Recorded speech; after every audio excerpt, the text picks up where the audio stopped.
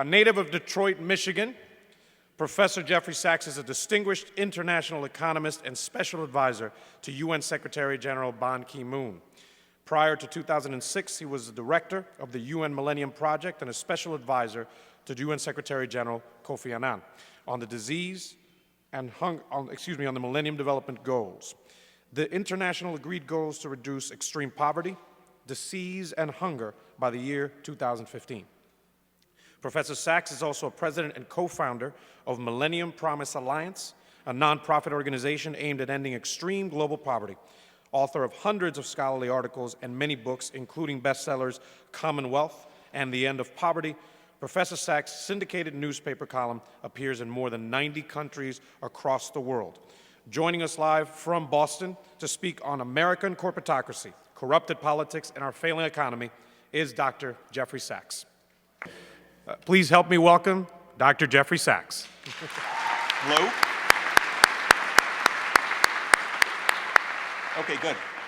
Thanks a lot. We've been fighting with the equipment for a few minutes so that I could have a chance to join, and I'm most delighted to join. It's Jeff Sachs here, director of the Earth Institute, and finally we got the connection. Thank you for hosting this very important day. It's a memorable day. It's the day that the Republican Party showed us what they really have in mind. Paul Ryan's budget released this morning. I've had a chance to run some of the numbers. It's amazing. Basically, they want to gut the government. The line that I tend to look at when I want to understand the policies is the discretionary civilian spending. And in Paul Ryan's budget proposals, that basically goes to the lowest level in modern history, essentially for the education, for infrastructure, for energy, for climate, for environment, for diplomacy, for all the things that we do in our government other than the military, Social Security, and Medicare.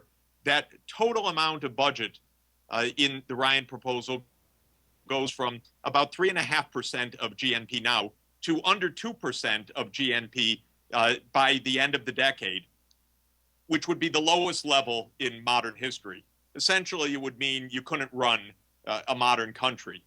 We would end up with no policies on anything, no policies for the environment, no policies for energy, no policies for infrastructure, no policies for job training, and no policies for education, no policies for childcare, for early childhood development, for all the things that make a decent society. And why is this being proposed? Very simple, because if you gut the government, then you also can cut the taxes even more. So the whole obsession of the Republican Party and a big part of the Democratic Party, because this really is bipartisan, is to cut the taxes of the rich and keep cutting the taxes. And if you have to gut the core of the government, then by all means, go ahead and do it. There's nothing bold about this. There's nothing clever about it. There's nothing thoughtful about it. There's nothing innovative about it. It's just one bald assault by the rich on the poor. And that's the spirit of the times right now. As I'm sure speaker after speaker has been noting, the top of the heap, the top 1% of American households have nearly 1/4 of all of the household income. The top 0.01% of the households, about 13,000 families, have more income than the poorest 25 million households. And that gap has widened for 30 years now. Partly it's widened because of the forces of globalization, which have made it very hard to earn a decent wage for households that have a high school diploma, something that used to be a kind of mainstream ability to enter the middle class is no longer possible because of globalization. But then the rich took over the government. And basically, I call it the corporatocracy. The corporate sector took over the government.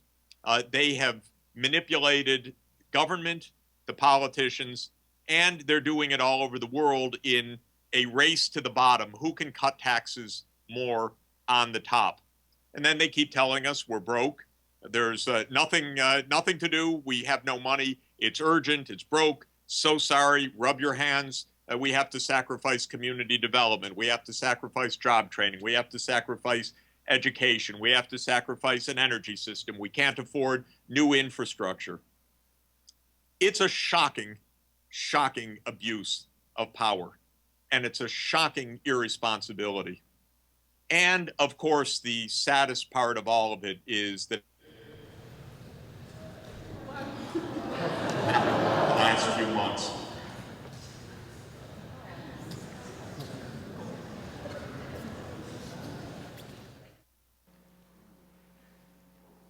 the saddest part is, dot, dot, dot.